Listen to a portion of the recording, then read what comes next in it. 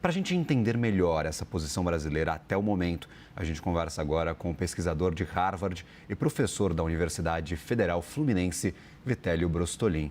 Vitélio, de que forma essa atuação pode beneficiar o grupo, o BRICS, este reforço constante ao multilateralismo? Boa tarde.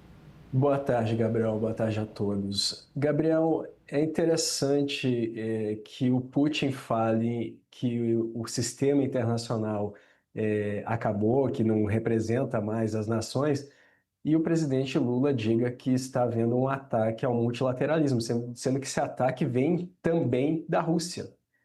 É inegável que o governo Trump esteja atacando o multilateralismo. O Trump tem uma política externa voltada para relações bilaterais, uma visão mercantilista das relações internacionais, tenta tirar vantagem de tudo que faz em termos de política externa. Mas também é verdade que a Rússia não cumpre a Carta da ONU, não cumpriu em 2014, quando anexou a Crimeia, sem autorização do Conselho de Segurança, fez uma guerra de agressão. Em 2022 voltou a fazer isso. Então, quem está sabotando o sistema internacional é um dos membros do BRICS e que foi convidado e reiteradamente convidado para participar dessa cúpula no Brasil. E só não participou porque o Brasil é membro do Tribunal Penal Internacional e a Rússia sequestrou mais de 20 mil crianças da Ucrânia. E essas crianças estão na Rússia, não é uma alegação vazia. Existem provas, há evidências. Isso é uma limpeza étnica que acontece na Ucrânia. Essas crianças estão sendo educadas por famílias russas, a Rússia nem fala em devolver essas crianças. Então, o Putin seria sim preso ou durante a viagem ao Brasil, os países, a comunidade internacional daria um jeito de fazer isso, ou pela justiça brasileira, porque não é do executivo essa competência de fazer cumprir o Tratado do Tribunal Penal Internacional, Gabriel. Agora, Vitélio, se há essas questões de divergência da defesa do multilateralismo, por exemplo, com a participação da Rússia no BRICS, como o senhor menciona, o que a gente pode interpretar que está por trás desta defesa do multilateralismo? Seria um contrapeso a Donald Trump e às tarifas comerciais que foram impostas pela Casa Branca? O período de trégua está acabando, semana que vem. Com certeza há uma crítica ao Trump nesse documento final formado nessa conferência.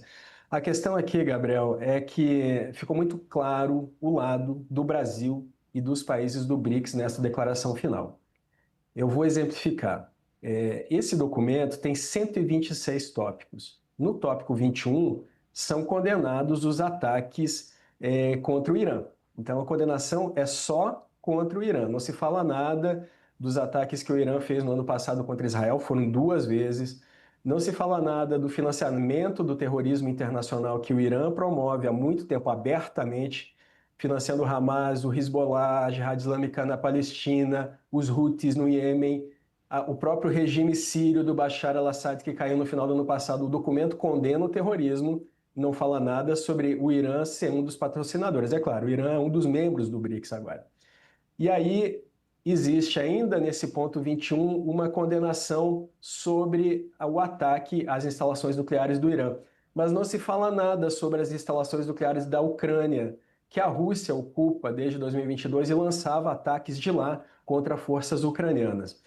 No tópico 29, se protege a soberania dos países e se fala da Síria. E não se fala nada sobre a soberania da Ucrânia, que está sendo invadida pela Rússia há 3 anos e 4 meses. Ainda no tópico 29, se fala sobre o terrorismo, presença de terroristas na Síria, mas era o próprio Irã que financiava forças terroristas na Síria, Gabriel.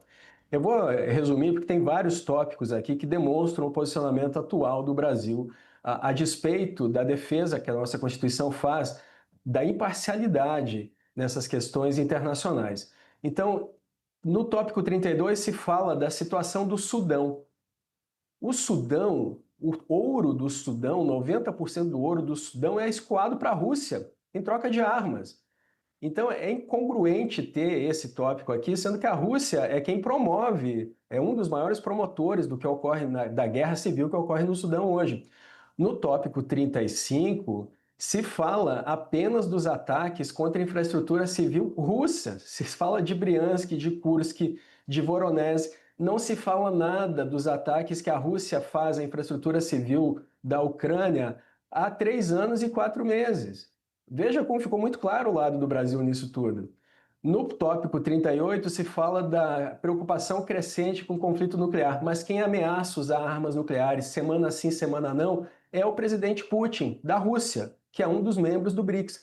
Então, se a gente pegar esse documento inteiro, esse documento vai ser instrumento de análise na academia por muito tempo, porque ele demonstra claramente a posição que o Brasil tomou no atual governo brasileiro, Gabriel.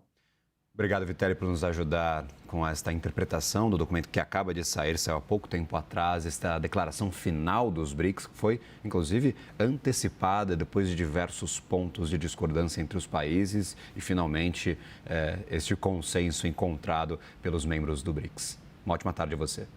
Obrigado pelo convite. Boa tarde a todos.